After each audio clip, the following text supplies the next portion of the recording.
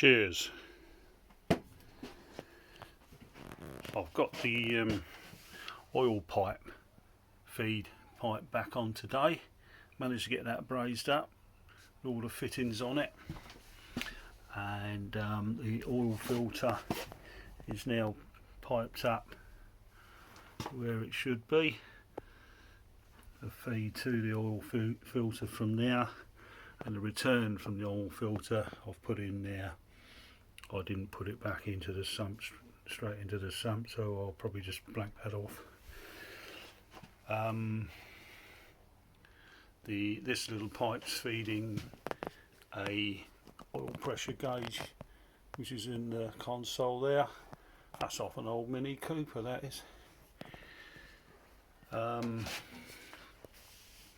And that comes straight off the end of the oil feed pipe, and that should let me know if there's any blockages, provided that's getting a feed up there. It won't block up like it did before, and now with a filter on there it shouldn't block anyway. So that's all sorted that side. It took a bit of doing. I've put a little sprocket on here.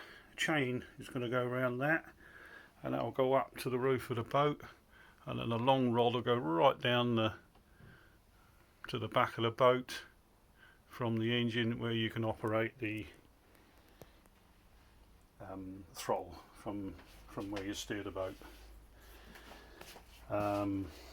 That's what that's going to do. What else have I messed about with today? Not sure if I showed you all the electrics. All the electrics are functioning now. I've just got the magnet just floating around here somewhere. In here, I think it is. There it is. So I've just got this pickup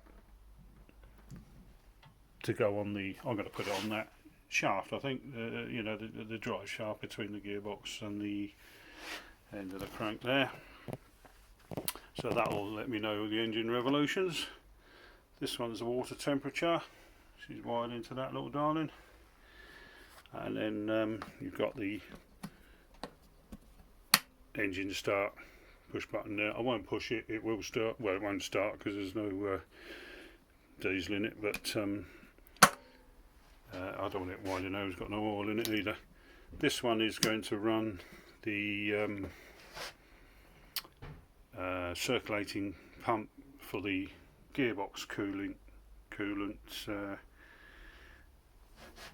What do you call that thing there? The heat sink, you know, the cooler, oil cooler. And this one is actually wired up to the water pump, which you can hear working, but I'll switch it off because it's got nowhere to go at the moment. I've made up the brackets for the. I bought these two little darlings and managed to get those, so they're all in place now. All I need is belts to drive them and the wires to give out the power. It's actually not that difficult to wire these things up. I think you have to give them a pulse of electricity to get them fired up and going, and then the power comes out of that baby. But anyway, my mate Johnny will know all about that. At the moment I'm doing some plumbing on the end here for the oil cooler for the gearbox. The oil goes in and out of these two, and the water goes in and out, sorry about that, in and out of this one and that one. So I'm going to put this baby in here. That's where that's going to go, and that will run off to the header tank, so the header tank will keep it topped up. And the header tank I've got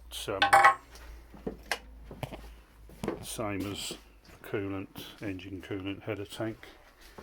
This is this baby here.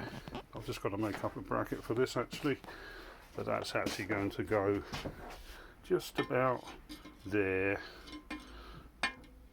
somewhere there, so I'll make a bracket coming off of there, then that will drop down to feed into there. So there won't be any fear of either of them running out of water and getting low on water, and you don't know it has. You need to be able to see. So that's about it really. I better knock it on the head and go in and see the wife. She thinks I've left her. So see you guys soon.